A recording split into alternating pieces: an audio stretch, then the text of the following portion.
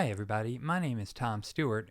Welcome to Line of the Week number 207, Motif Development Using Melodic Rhythms. It's time again to take a rhythm, add notes to it, and then improvise with it over tunes. This form of improvisation is called motif development. This week's line serves as a short example of a motif and 5 development tools: melodic variation, rhythmic variation, fragmentation, extension, and changes in melodic curve. Melodic variation refers to altering the notes while retaining the rhythm. Rhythmic variation means retaining the notes while changing the rhythm. You can vary both the rhythm and the notes. Fragmentation means an identifiable part of a motif. Extension refers to adding material before and or after the motif. Melodic curve refers to the direction of the motif, whether moving up or down, for example. Before I get to the line of the week, and so we're all on the same page, here are the chords to the progression.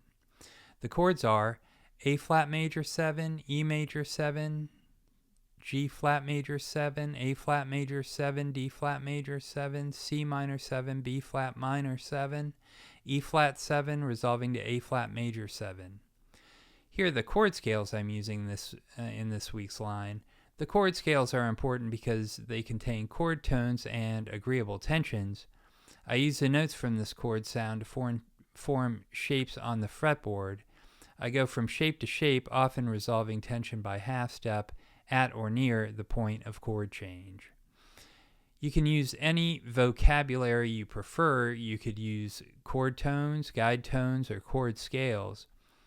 The chord scales are E flat pentatonic, B major, D flat melodic minor, E flat pentatonic, A flat major, E flat pentatonic, A flat major, E melodic minor, resolving to E flat pentatonic.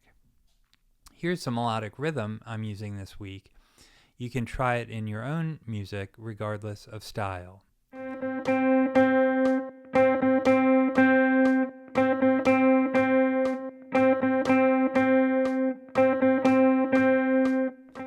Here's the line of the week with Guitar Pro backing to make sure I'm getting the notes and the rhythm accurate.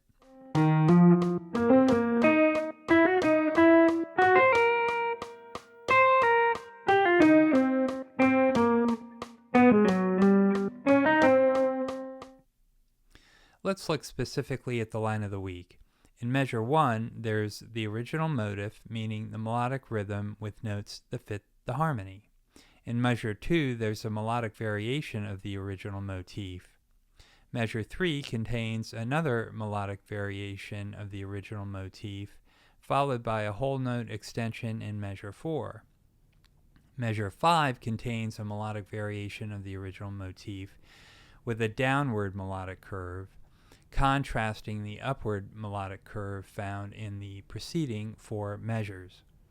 Measure 6 contains a slight rhythmic variation, followed by a quarter note extension in measure 7.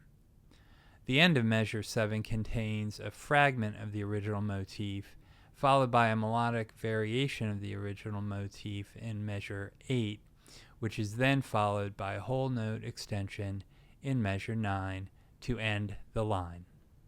Let me shift gears and ask you to head over to my website, stewartjazz.com, where you will find an instructional video which deals with the fingerstyle shapes I use. All my major pentatonic, melodic minor, and diminished shapes are included in the video and associated PDF files. The files contain regular notation, tab, left-hand fingering, right-hand fingering, hammer-ons, and pull-offs. The video and files are $10, and your purchase helps support the channel. So that's all for this week. Take the melodic rhythm and see what you can do with it in your own music. Thank you very much for watching, and we'll see you next week.